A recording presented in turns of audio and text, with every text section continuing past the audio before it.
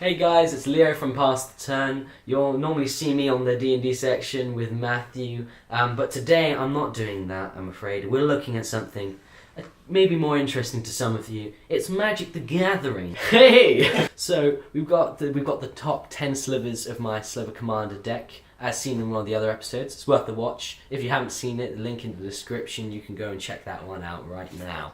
And then come back and look and you'll understand the awesomeness of this deck. Alright, so we've got at the bottom here, we've got some good old slivers. Let's flip this first one and see. It is the Sentinel Sliver. So this sliver gives all slivers, creatures that you control, vigilance. It's a lovely card, it's very useful. It's at the bottom of this pyramid scheme here because it acts as one of the found bases to make your slivers just even more horrible. The next one we have, the number 2, is Heart Sliver. It's almost in some ways the heart of the deck, but it's just on the outside. You'll understand later why. Gives all of your slivers no summoning sickness, which basically means they have haste and they're even more horrible. So yeah, that makes it even worse. It makes it just spiral out of control, and it's something that normally is culled very quickly. So next we have the Gale Rider. This is a disgusting card because it's only 1 mana, it's a 1/1 and gives all your slivers flying, which normally means no one can block and they don't have a nice time. No. So next we have the Leeching Sliver. This is a method for winning, especially when you've built up quite a board state with your slivers. I definitely recommend this card over a lot of the others as well, because whenever a sliver you control attacks, defending player loses 1 life. Only 2 mana, it's a 1/1, it's easy to get out, and it just spirals. It's all about this spiral with slivers. It's bumping up more creatures, more death, more destruction. Yeah, more egg. So next here, we've got the Boneslife Slither.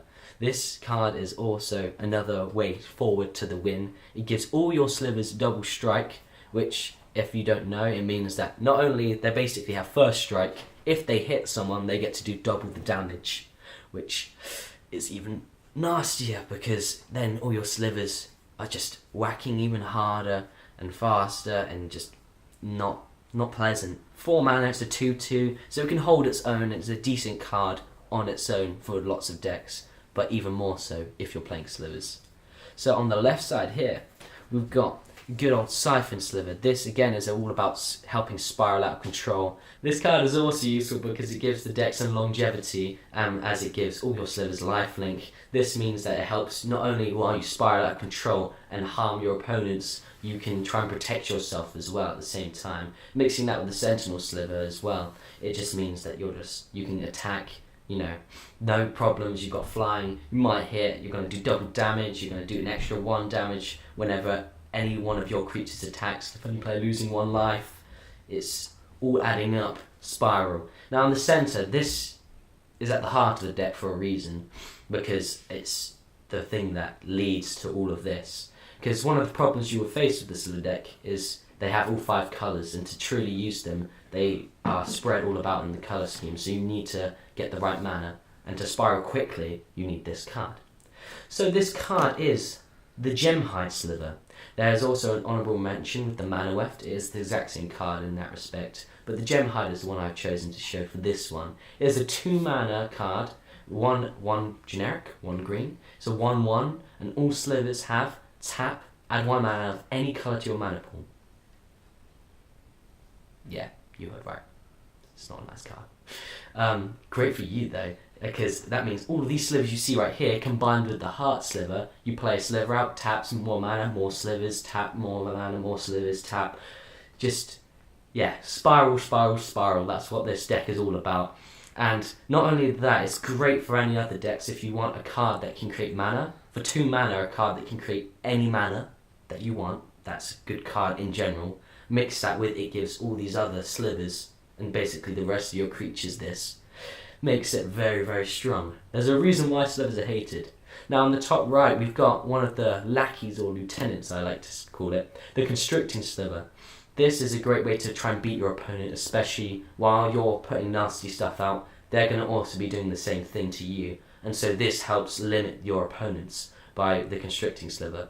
It's a 6 mana card. It's a 3/3. So there you're thinking, well, is it even that good? Well, yes, I go straight back. It's even better. Yeah, Sliver creatures you control have, when this creature enters the battlefield, you may exile target creature an opponent controls until this creature leaves the battlefield. Yeah, that's not nice. Just think, this is down. Card exiled. Oh, and let's say you didn't play any of these. Bang, bang, bang, bang, bang. That's another 5 creatures. You just exiled 6 creatures of the opponent. And in group game, it makes it very versatile. It's a good card to have in general, though obviously because of the high mana cost, I would only limit it to a Sliver deck personally. So in the top left, we have the Necrotic Sliver. It's a 2/2, 3 mana. This card on its own is again good enough. It's another lackey, I would like to say, in the pyramid scheme. It gives all Slivers have 3 mana, sacrifice this permanent, destroy target permanent. You heard correctly. You're not only going to be pumping out lots of Slivers. You might have lots of Slivers that, these are just some of 10 by the way, that aren't as useful, and you put out just, for 3 mana, which you can use itself for with the Gem Hide to tap for mana. So you can it's almost 2 mana of your own outside sources if you're getting rid of a Sliver with the Gem Hide. You can then just destroy any permanent you see. It's destroyed. Yes, you sacrifice your permanent, but there are lots of ways, especially in my deck, to get things back again. Like Sun Titan would be a good idea of that, because it just grabs out lots of other Slivers. So, as you can see from these cards, there is a lot of egg, as we like to say, on this board. But I'm afraid the eggiest of all of them, and yeah, not a nice card. It is Sliver Hivelord, number 1 card by far. It gives, and as said, Sliver creatures you control have indestructible. If you don't know what that means, it means damage and effects that say destroy, don't destroy them. Yeah, that's not nice. So you can whack with a 20/20 if it's not got trample. You can block with any one of your 1/1 Slivers while this is on the field, and nothing happens because they're indestructible. More so, you can become even more aggressive with your attacks, mixed with all the other Slivers. It's a win-win. I mean, you're just more and more attacks. If they block it, yeah, they lose a creature, and their one hope of maybe destroying one of your creatures in return is just being taken away. That they can't destroy your creatures. They can't use spells to try and get rid of your creatures. The only thing they can do is try and place things back into your hand with spells or exile, and that's about much it. And obviously try and get around you in other ways or tap them. But with these decks, there's a lot of versatility to try and stop these kind of things. So all of these cards in general, it's not nice. It's a little massive, horrible pyramid scheme of doom for your opponents if you place all of these, or even like a quarter of these. You're on the road to victory. So guys, that was my 10 top Slivers for my Sliver Hivelord Commander deck. I hope you guys enjoyed the video. If you did, go and check in the description or check on our other YouTube channel for Pass the Turn. We've got plenty of things. We've got Magic the Gathering, D&D, Dungeons and Dragons, board games, or anything else, other content that you might enjoy. I suggest you check out the other videos. My name is Leo. See you later.